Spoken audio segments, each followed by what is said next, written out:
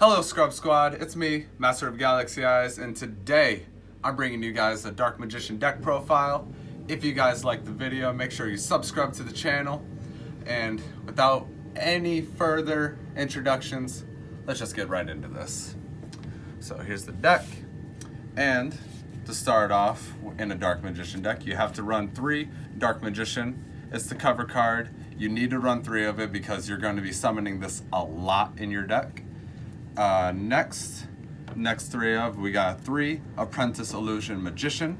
She searches out him and is a free card to get rid of another card in your hand to summon her. And she can give an attack boost to any dark spellcaster, so she's really good.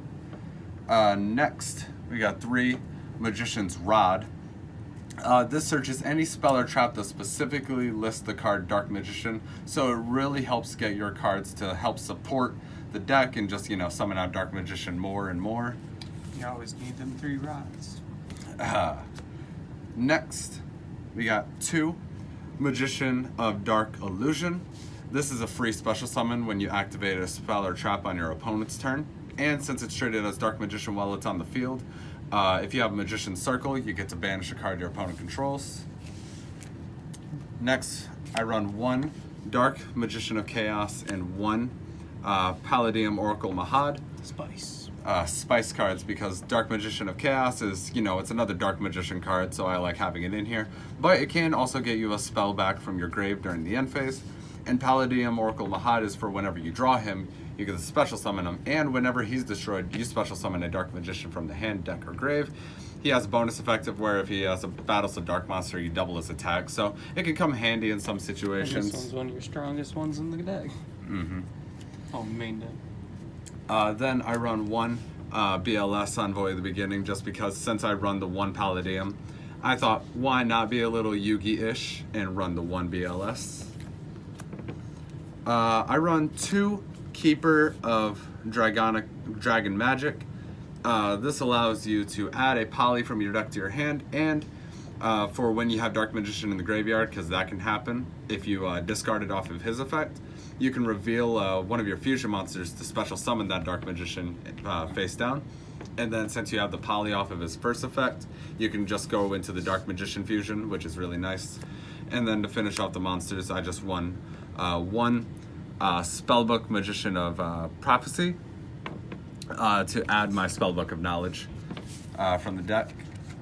But that's it for the monsters. On to the spells. I run 3 Dark Magical Circle. I used to run this at 2, but then, I needed, that was mostly because I was running just filler cards. And while I didn't like it at 3 before, it's one of those things that's just kind of necessary. You just kind of have to deal with it, even if it bricks. You have to run 3. I don't like it having to run it at 3, but it's one of those necessary evils. I run 2 the Eye of Timaeus. More spice.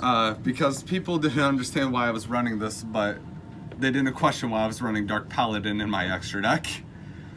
This allows you to summon Dark Paladin using the Dark Magician fusion. Since it's treated as Dark Magician while it's on the field or in the graveyard, you can use it with Magician of Dark Illusion to summon Dark Paladin, or to summon the Dark Magician fusion. It's really just nice because you're able to summon any of your fusion monsters using anything that's treated as Dark Magician while it's on the field. So, really like Eye of Timaeus, I run it at 2.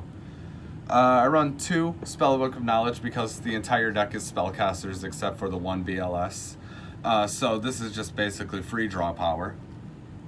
I run 2 Celestial Observatory because of my Apprentice. After you use her effect to get a search for a Dark Magician, you could use this to get an additional draw 2 by shuffling her back to the deck or putting her at the bottom of the deck. Onto the one-ofs, there's quite a bit. I run 1 Illusion Magic to get my Dark Magicians from my deck or graveyard in my hand. 1 Dark Magic Inheritance to get my Dark Magician spells or traps. 1,000 Knives, get rid of a monster. If I had, let's see, what is it? Dark Magic Attack, to destroy my opponent's spells and traps, I would probably use that over this, because this only gets rid of one card, while my opponent could have an entire back row depending on your matchup, like Altergeist or Sky Strikers. One Raigeki for board removal, which is why I also say I'd probably run Dark Magic Attack, but sadly I don't own one. One Monster Reborn for revival, it's Monster Reborn. I run 2 polymerizations for the Keeper of Dragon Magic. So this allows you to get to your fusions.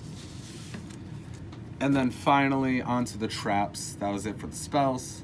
Onto the traps, run 3 Eternal Soul. This is one of the best cards in the deck just because it allows you to special summon Dark Magician on either turn. Really goes hand in hand with Dark Magic Circle.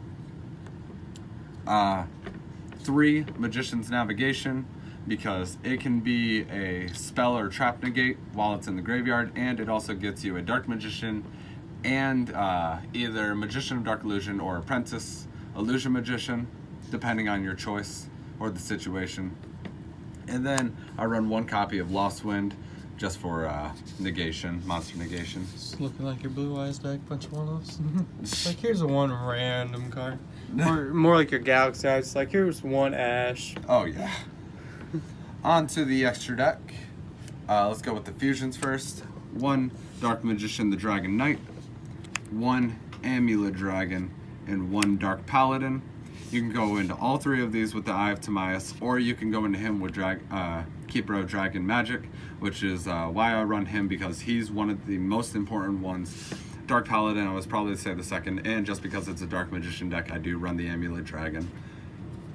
This guy locks the field down. On to the XC's monsters.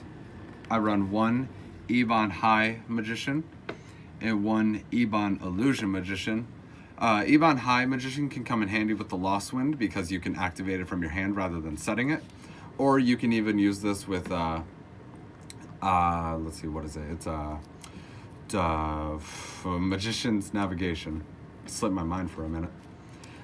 But yeah, you can use this on the field to activate your traps from the hand. That way you can kind of protect them from your opponent's board removal. And then Ebon Illusion Magician kind of helps you more push for game while he's more defensive. So you kind of got offensive and defensive in 2 cards right here. And then onto the links. You get 1 Link Spider for when you need to get rid of your opponent, for when you need to get rid of your Dark Magicians that are just stuck on your field to advance your plays more. And since you need to use Dark Magician to get this on the field, you could also use your Eternal Soul and Dark Magical Circle plays. So if you get rid of your Dark Magician, you can special summon that same Dark Magician. 1 Wee Witch's Apprentice, because the entire deck is just basically Dark Monsters, so this just gives a little boost.